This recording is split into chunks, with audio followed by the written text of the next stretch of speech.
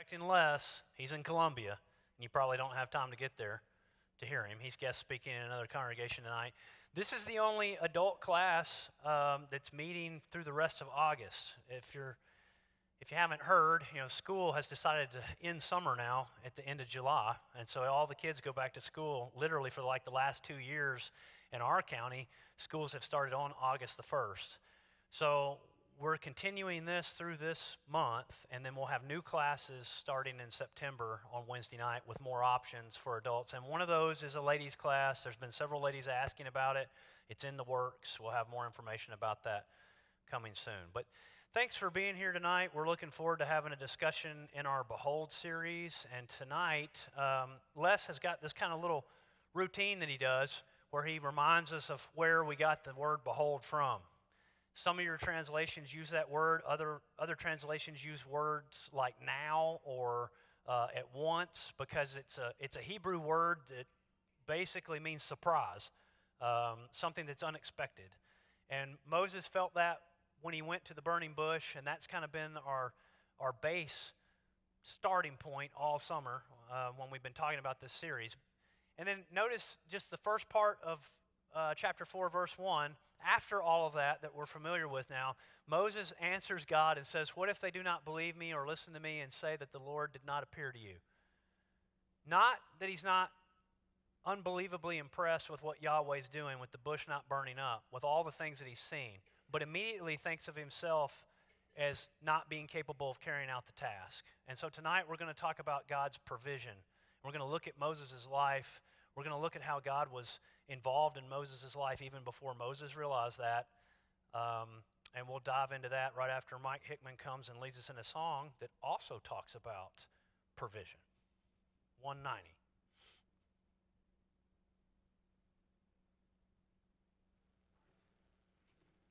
So this may be a little confusing up there, but we'll sing all 3 verses and then we'll sing the chorus. Y'all get that? All 3 verses, then the chorus.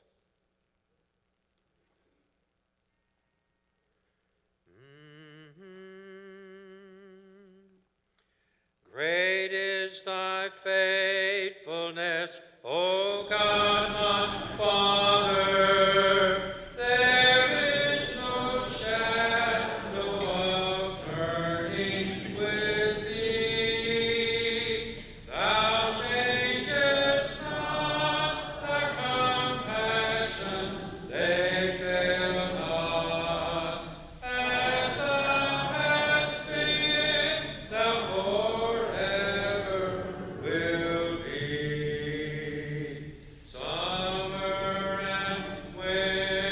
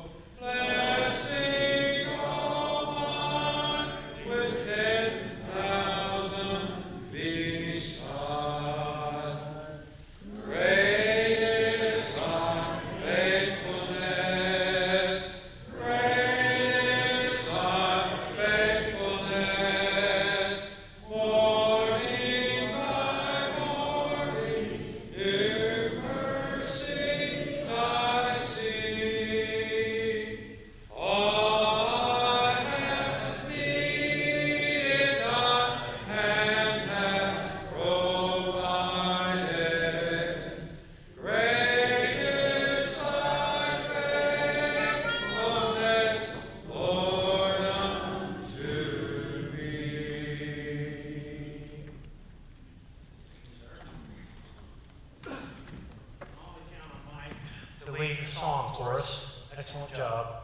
We picked that. Nathan White's coming up to join me tonight. We're going to have a conversation here about the providence of God, provision of God. We picked that because of the chorus.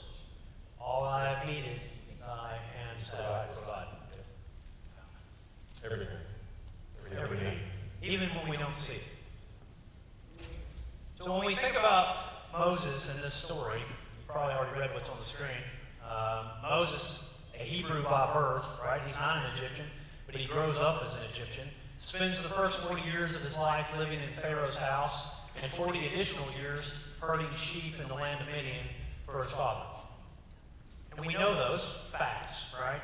But oftentimes we just kind of say, yep, remember where he went? Yeah, he went to Midian. Why did he go? Because he killed the Egyptian and he was found out and he ran off. We don't really think much about how he grew up. After he gets out of that basket and Pharaoh's daughter finds him, we just kind of skip on and end up at the burning bush and don't really give it another thought, right? But there's 40 years there of education and experience that it's the best of the best. That first 40 years, he has access to the best education and knowledge that he can have, because those that had that education were actually supposed to be able to take over if something happened with Pharaoh. Yeah. So if we look at the screen, we think about Egypt. Think about all they accomplished. Think about Moses here, where the scripture is supposed to pop up here. There it goes. 4:10. Then Moses said to the Lord, "O my Lord, I am not an eloquent man, neither in the past, nor since you have spoken to your servant at the bush." Right? For I am slow of speech and slow of tongue. This is what he says when God tells him, as we've been through this summer, I want you to go to Egypt, I want you to go to Pharaoh, and I want you to set my people free. He immediately says, I can't do this. I'm probably not equipped to do this. He's not remembering those 40 years, right? And then if you look at it in the Hebrew, this is interesting because oftentimes, original languages translated verbatim are very confusing, or to us might not make a lot of sense. In Hebrew, Moses actually says, I'm not a man of words. And we can maybe think he doesn't like talking in front of crowds. He could have stage fright, right? Or he may not wax eloquently with vocabulary. He might just say short, pithy sentences and be done. Who knows? And then he goes on to say, I am heavy of mouth and heavy of tongue. That's actually the Hebrew word that's used there that gets translated for us as things like slow in speech, or maybe he has some sort of problem. But what exactly is the problem? This poor little dog has a heavy tongue. That's what I was trying to show you. I don't think this is what Moses looked like, but that would probably give you a possibility of a stuttering or a speech impediment of some kind, right? Loss of command of the Egyptian language might be a possibility. Lack of diplomacy skills after shepherding for 40 years. But you said something about stage fright right before we came up here. Yeah, I think that's, sorry. I saw a study actually today that said that the number one fear, and you can make studies say whatever you want to on the internet, but the number one fear that people have is public speaking. That's more than number 2 was death. 3 was spiders, and 4 was heights. Wait, they're more scared to publicly speak than to die? Yes. Okay. And what the guy said was they would rather be laying in the casket than doing somebody's funeral, because they're afraid of speaking more than they're afraid of death. And, okay. And I don't know. I can kind of relate to that because it's not all that comfortable to stand up here and talk, but I think that Moses was lacking self-confidence. Any of these could have been what it was. Wait a minute. At dinner, you said, you sent me that text and said you're doing Wednesday night while Les is gone. Well, yeah, I had the Moses. Would you like to join me? Yeah. And what happened? Well, I had the Moses moment. I'm like, why is he asking me? There's a whole lot more qualified people than me to do this. I don't want to do this. Let's see if I can think of somebody else. Maybe I'll recommend somebody else to him. No. So, no. It's. We don't need an Aaron up here. That just makes it awkward. 3 people. Well, then we're going to end up with a golden calf. So. Well, the point is, whatever the problem is, legitimate or illegitimate, right? Whatever Moses is saying about a heavy tongue or not being a man of words, or if he does have some sort of speech impediment, whatever it is, it's not enough to deflect Yahweh from his path of action. As a matter of fact, we'll see here in a second that he'll answer Moses about that. But providence is more than the shopping center in Mount Juliet. I never really heard this word that much until they built Providence in Mount Juliet. It was a shopping center that was promised for the entire time I was dating Cheryl. It was just a big sign that said shopping mall coming soon. And that stayed there for like 10, 12, 15 years, and everybody just said, yeah, it'll never happen. And then it has happened, and it's called Providence. And I had people, acquaintances of mine, that got very upset when the traffic pattern changed and everything got kind of congested down there, and they started looking up what the word providence means because they didn't know. And if you look, it comes from a Latin word, and the Latin word actually means to take thought for or to look ahead. In other words, to plan for something down the road, right? Providence is something that while you're here, something's going on that's when you get here, everything will be okay. And I didn't know that. I thought probably it just meant something like the source of everything, because that's where you could go buy everything at a shopping mall. But it's more about forward thought, looking ahead. And so what the Lord says to Moses is astounding, really, because he said, whatever this legitimate or illegitimate excuse is, the Lord said to him, who gave you a mouth? Who gave a mouth to man, to humans? Or who makes a person mute or deaf or seeing or blind? Is it not I, the Lord? So now go, and I will be with your mouth, is actually what the Hebrew says. I will be with your mouth and will teach you what you must say. So in other words, it is providential.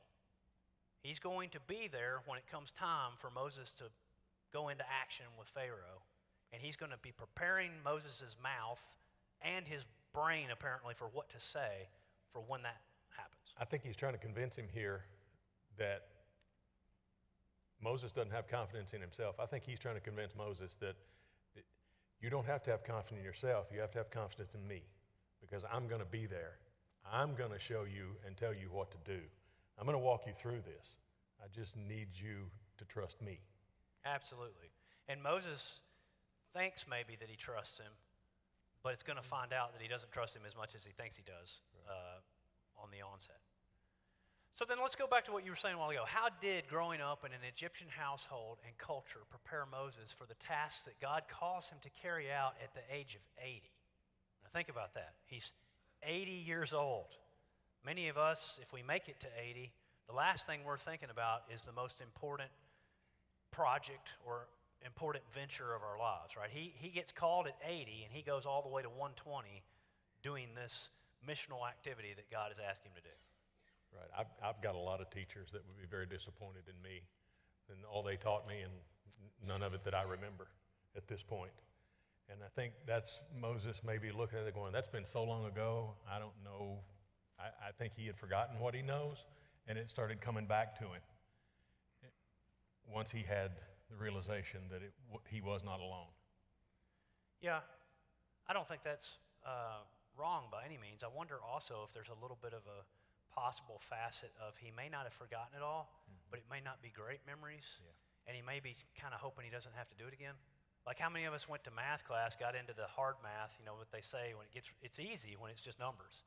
It gets hard when the letters get involved, right? And people will say, oh yeah, I remember that, I don't want to do that again.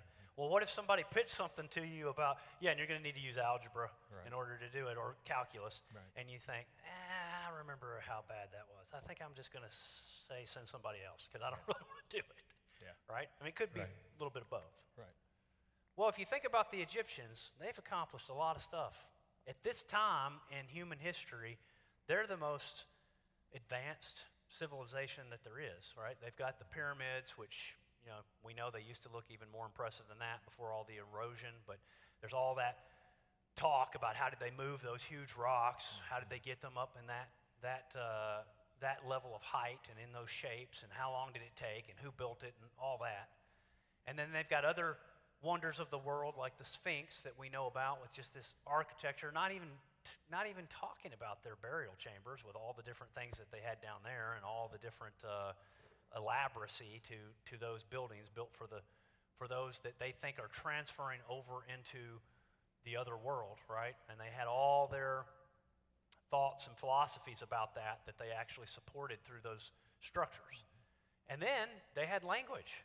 This doesn't look like language to us, but this is hieroglyphics, and this is how they actually wrote what they were writing down in communication early on, and we found all kinds of things in archaeology that support this. It's not like there's not hardened truth that this was their language.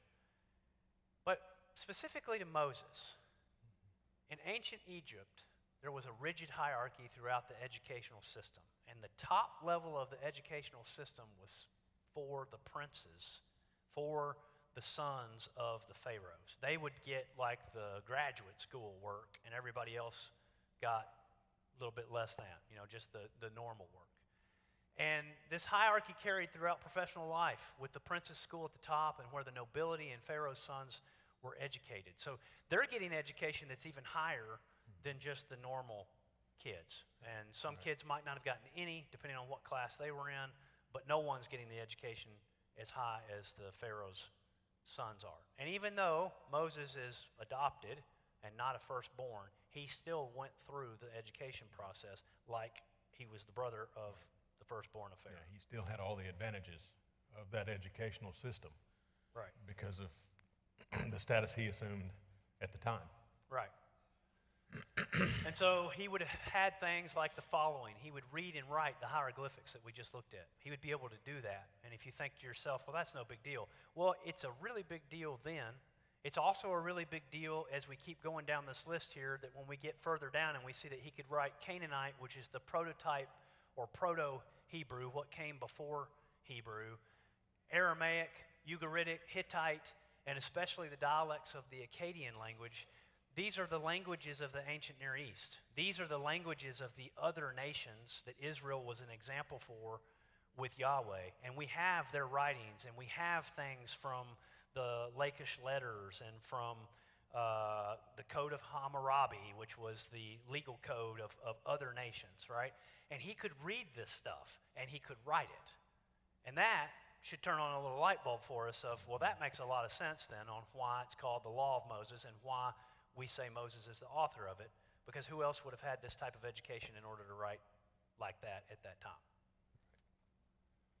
And he mastered these ancient Near Eastern creation stories too. I don't know if you thought about that. I don't know how many of you have delved into that type of research, but there are other explanations for how everything came to be, and they're not pretty. They involve death and blood and battles and God's doing things like humans are only there to serve them, and the humans get too loud, and they decide that because the humans are so loud, they'll just slaughter them all. It's not the God of love. It's not the story of how Yahweh spoke everything into creation. So he knows those other stories so that he can offer a polemic to those, offer an option to those to tell people what the truth is about how things actually got created, not by how some of these other stories fabricated how they got created. Right. It's where you see all of his early writings was based on historical recollections. He wasn't there, right? He wasn't there. It was historical recollections of what he's writing about to communicate. Right. And so he's helping correct the pagan ideas of the misinformation and the misleading traditions that are out there for the other nations, right? And he would have to first know his own, obviously, and be able to write that, but he would also have to know theirs in order to be able to show their deficiencies and point out where they're incorrect. And he studied law treaties and law codes and customs, and this would prepare him to write the bulk of Genesis 12 through Deuteronomy, because that's basically what most of it is, right? It's the book of the covenant. It's the Ten Commandments.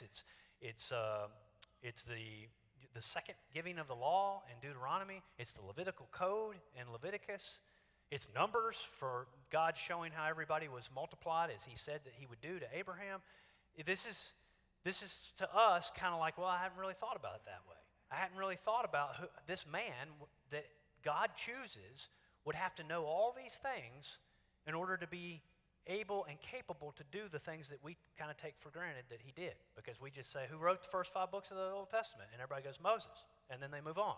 And they don't think about what Moses had to know in order to be able to do that. And then the children of the royal palace were trained and equipped to take Pharaoh's place, like you said earlier. This is because if something were to happen, this is sort of like the vice regent of the government, right? If something happens to Pharaoh, if he's kidnapped or if he's killed or taken hostage or whatever the situation is, somebody has to step up from the family because it's a family-run government, and that would be the males in the family. So Moses would also have been tutored into all that, and that would mean he would need to be able to lead armies into battle, which we know he does with the staff that he holds over his head so that they keep winning as the Lord tells him. He would have to know laws and covenants. He would have to be able to be trained in military procedures and geography, which is one of the reasons that he knows how to move through the wilderness.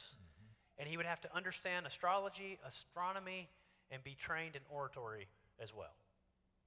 Otherwise, he can't be a diplomat to the nation, right?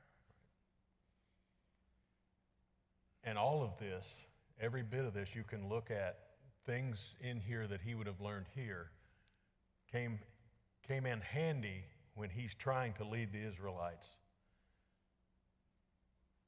out of captivity. Exactly. That whole thing, all of this would have been, he would have learned about other countries' gods and what they worshiped and how they worked, along with all of this stuff to be able to know what to avoid, where to go. All of this you're talking about, the geography of it, the movements of it. Yeah, and I think while you're saying that, I think also just to be able to have God talk to him and give him things like, write this down, Moses, and then proceed to tell him something that not only can he write it down because he knows the languages and he knows how to write, but he understands the concepts that God's given him, whether it be a law or whether it be something else, right. A description of creation or whatever it is that he is having to process and then write down. And I don't think in that moment when he said this and he's, I've never really been a very eloquent speaker, I'm not a man of words, I got a heavy tongue. He's not remembering all this stuff. Because like you said, it was a long time ago. Right. It was at least 60 years ago. He was somewhere between 10 and 20 probably when he was doing all that. And it just keeps going. The highly educated needed to understand the basics of math and magic, which that's interesting.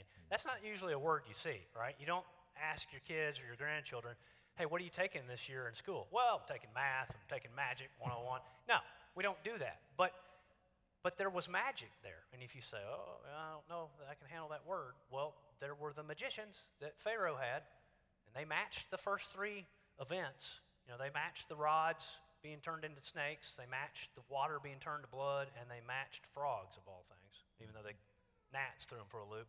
But they got those, right? Well, he had to understand that too. He had to understand at least its existence and that it wasn't just a slip of the hand or it wasn't some smoke and mirrors thing. It was actually something that was happening. Do you think God's trying to remind him when he says, throw your staff down? Oh, sure. And put your hand in your cloak? Yeah. And then take it out? That's magical. Yeah. Yeah. See, you can do this with my help. Yeah. Yeah, and I think that's what he hasn't seen yet. Right. He might be, like if it's one of us, what are we going to do? We're going to hear all this and we're going, oh yeah, I do remember taking that class. Oh yeah, it's coming back to me now. I do remember how to do the long division thing and flip the fractions over and all that. And maybe I can do this. No. God is who's God's who's doing it. Right. He's just asking you to help him. He's asking you to co-work with him, Right. which we're going to see is going to be the theme that happens over and over again. So the significance of Yahweh's answers in 4:11 through 12 is that God is in control not only of the elements, right, the things that Moses understands or has maybe forgotten and is now remembering, and the Egyptian government, but he's also in control of the messenger. He's in control of Moses.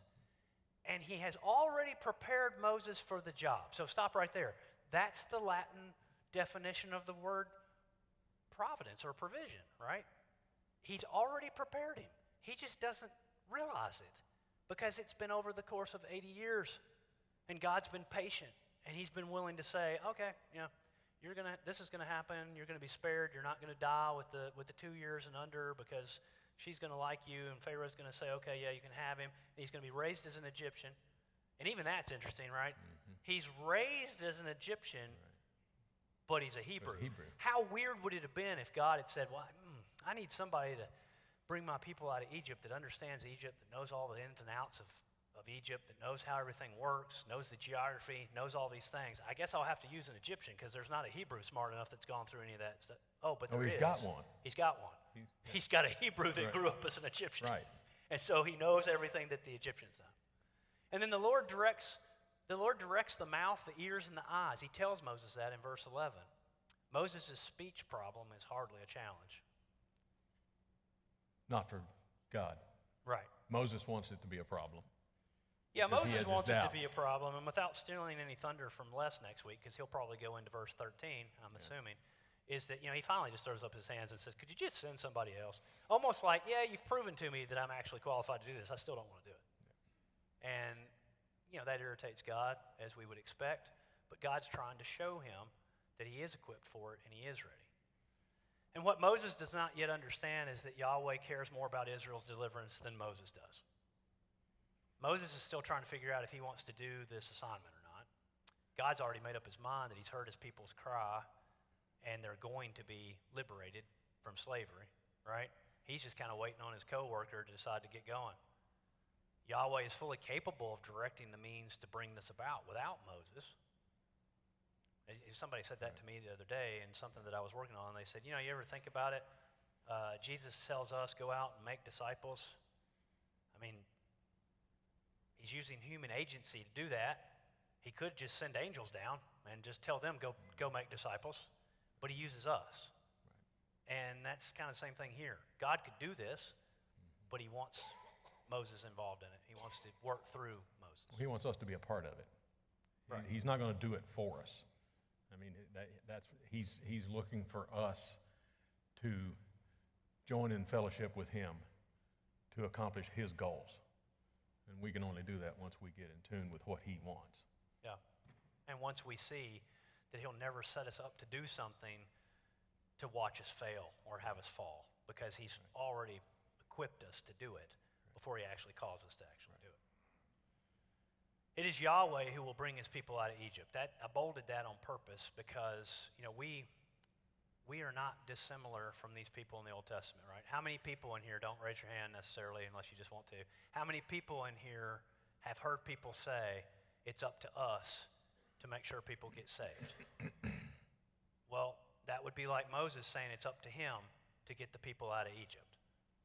We're involved. He works through us and with us. But ultimately, Yahweh is who brings the people out of Egypt. Ultimately, Yahweh is who saves people, not us. But we are co-working with him just like Moses co-worked with him. He expects us to be a part of it, Right. not just to stand back and let him do it for us.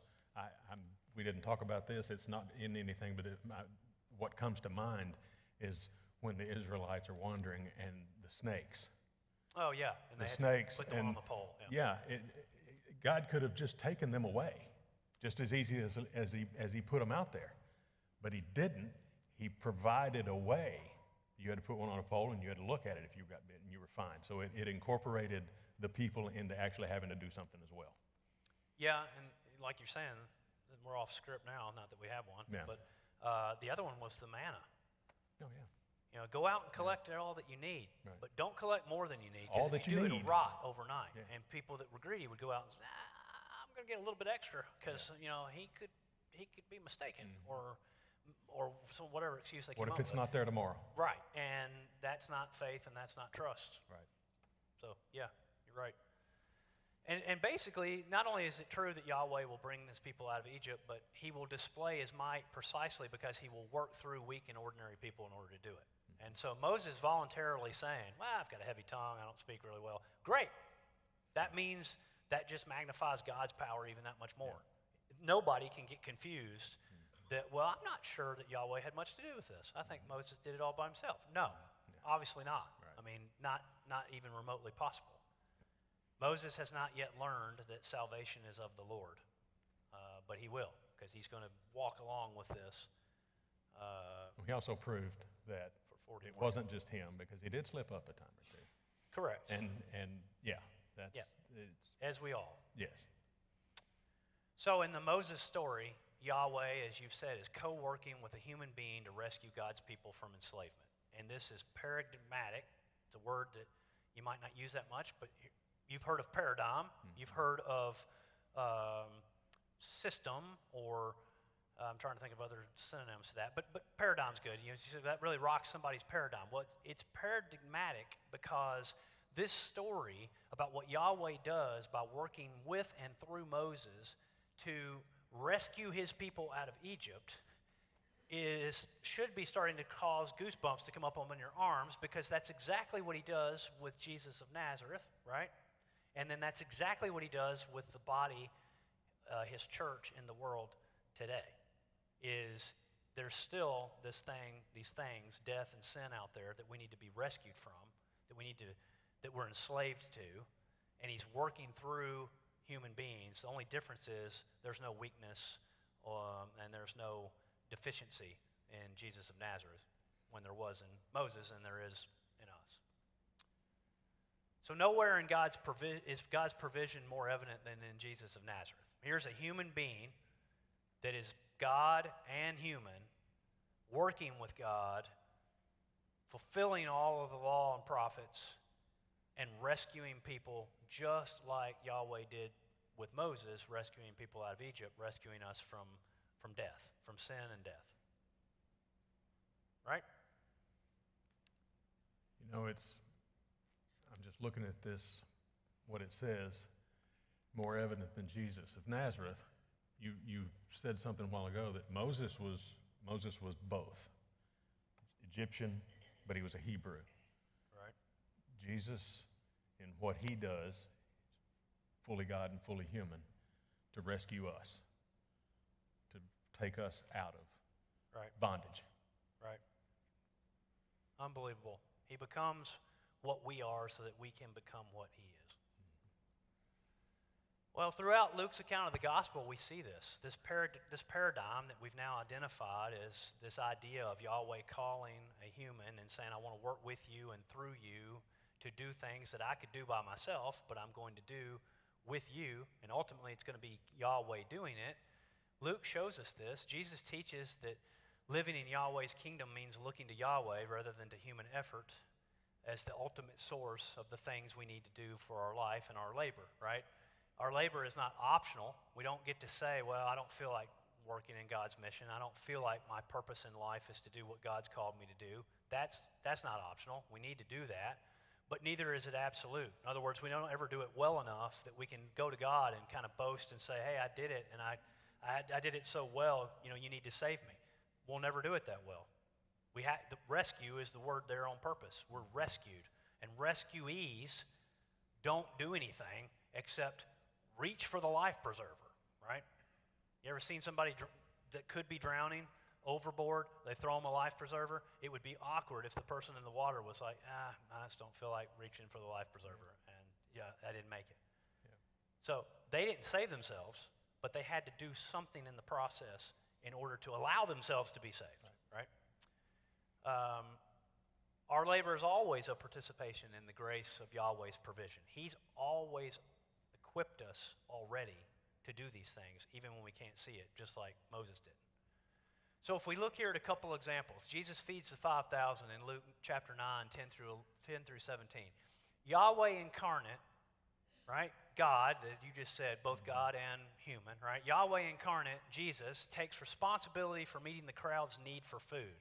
He does it because they're hungry. You ever notice that in the story?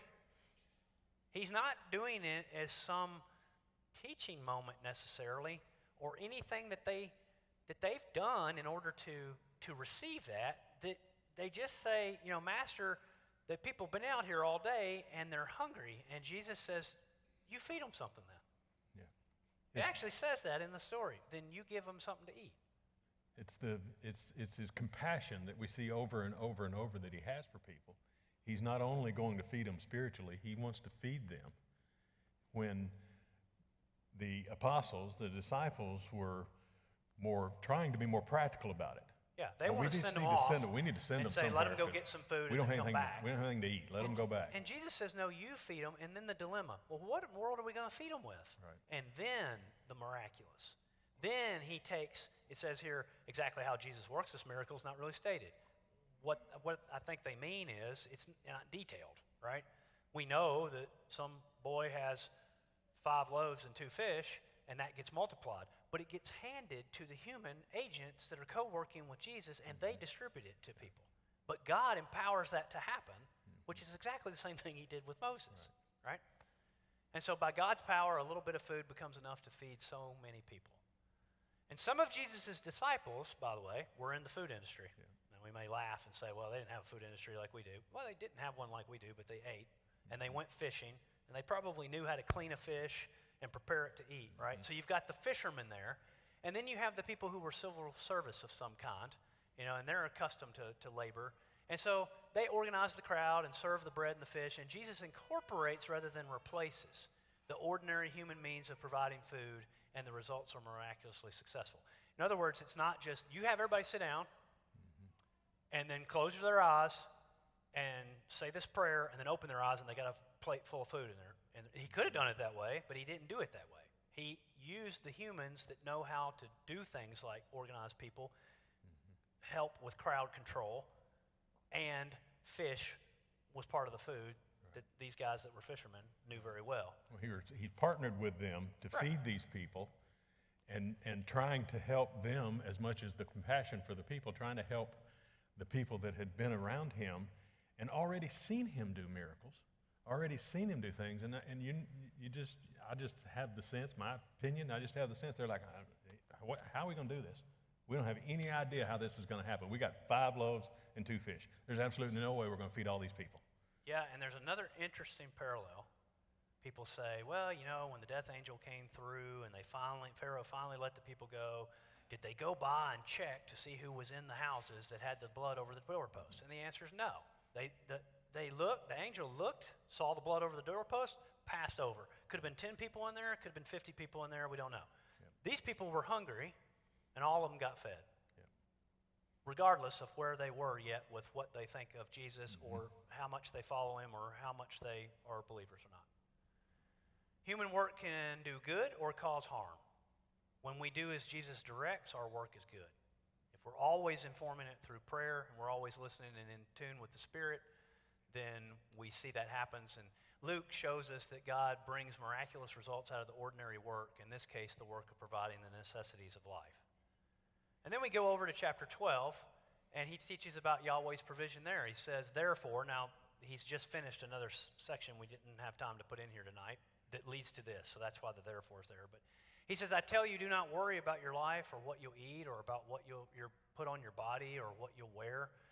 For there is more to life than food and more to the body than clothing. Consider the ravens. They do not sow or reap. They have no storeroom or barn, yet God feeds them. How much more valuable are you than the birds? Not because God doesn't care about birds. Actually, he's telling you he does care about birds, but he cares about us even more than the birds, and if he takes care of the birds, he'll take care of us.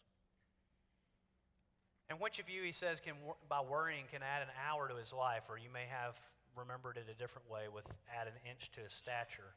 How can you make yourself live longer, or how can you make yourself be taller? And the answer is you can't do either one, right? And if you worry about those things, you're just wasting your time, and it's detrimental to your health. You're fretting about something that only God can do. And he says, consider how the flowers grow. They do not work or spin, yet I tell you, not even Solomon in all his glory was clothed like one of these. And if this is how God clothes the wild grass, which is here today and tomorrow is tossed into the fire, how much more will he clothe you, you people of little faith? Which goes back to them collecting too much manna. Right. It's the same problem that we've seen from generations past. And the little faith there, he's not saying you don't have any. He's saying you don't have enough. Right. Oh, good point. Yeah. You don't have enough. Not people of no faith, people of little faith. Yeah. You're missing the point here because you don't have enough faith in me to take care of you like I take care of the other things that I have created. Agreed.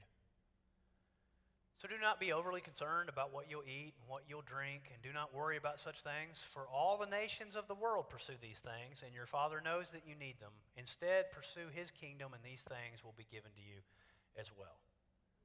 So if we just do what we're asked to do and represent who we're asked to represent in all times, even if we have to give away our own lunch, My 5 loaves and 2 fish were in my little, Coleman lunchbox with the top that flipped up and whatever, and I was going to eat that. But that person gave it up to God and got back more than It probably wasn't in 12 baskets when he carried it in. correct.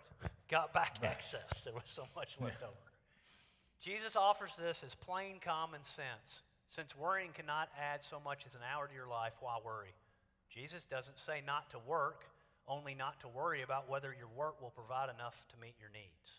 So it's not that, well, if I don't have anything to worry about, I guess I'll just throw my feet up and not do anything. No, work through everything that you do for the Lord, but know that that work, He's never going to leave you without what you need.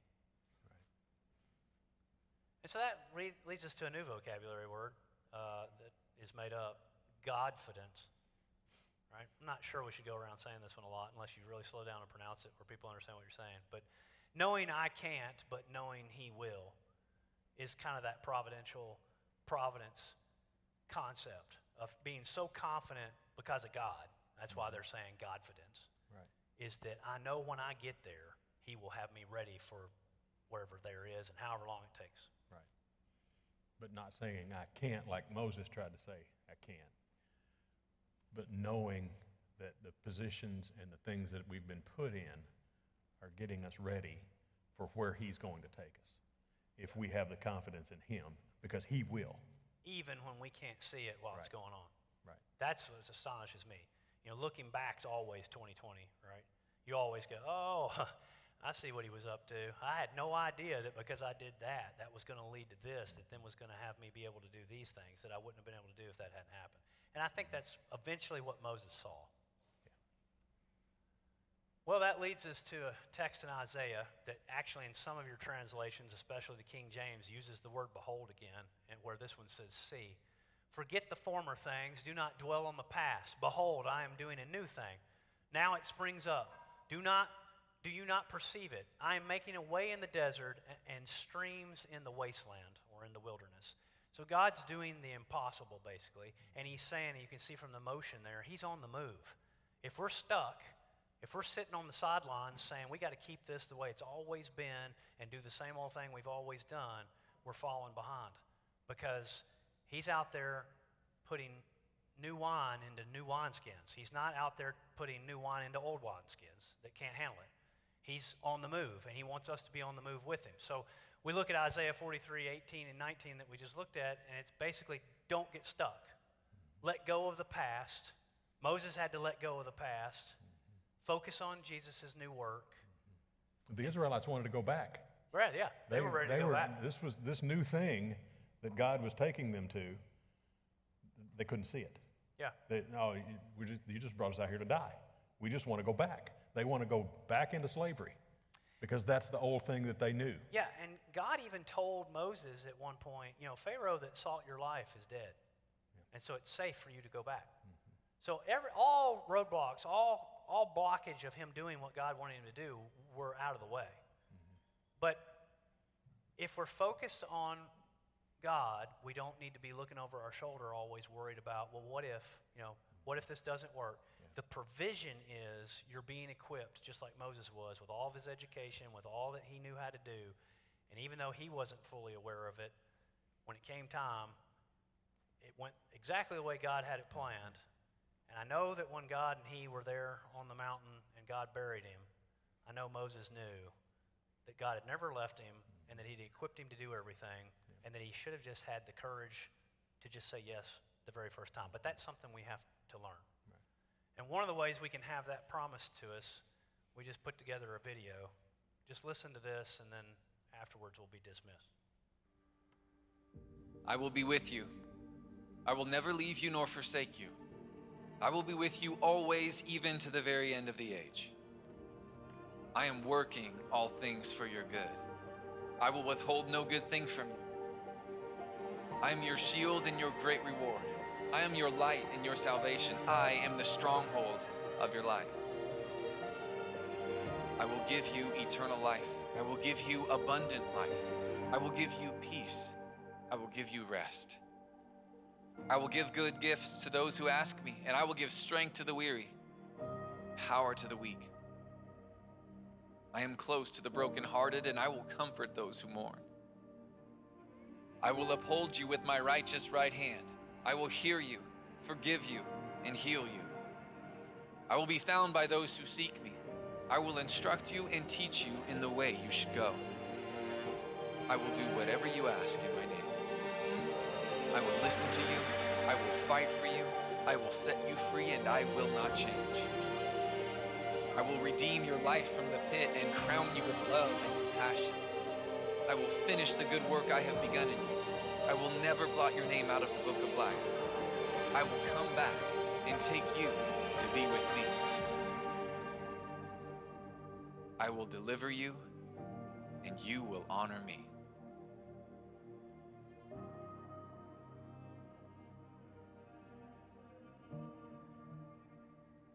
Well, if that doesn't choke you up a little bit, I don't know what would. There's all the promises. There's Moses' life encapsulated in that, and there's our lives encapsulated in that if we just put our life into the hands of Jesus. And what we're saying is God's provision is so good, everything will work out fine. You've got all the promises right there in all those scriptures that flashed up to tell us that. So, Nathan, final words and prayer? I think this slide, everything will work out because God will provide for us. He's gonna be there for us. We just need to seek Him daily and work in transforming our lives. Let's pray and we'll be dismissed. Holy and righteous Heavenly Father, you are so good to us. We know you love us. We know that you want us to seek you, to work with you, and to lead others to you by showing the love that you showed us. Father, thank you for all of the provisions you've given us. Father, we know there are unspoken needs, concerns, wants, desires, and we just pray that you would touch us in ways that lets us know that you are always with us, you love us, and that you will take care of us no matter what. Father, help us every day to transform into people that are closer to you and love you and want to be like Jesus every day. Father, thank you for the sacrifice of Jesus and everything it means to us.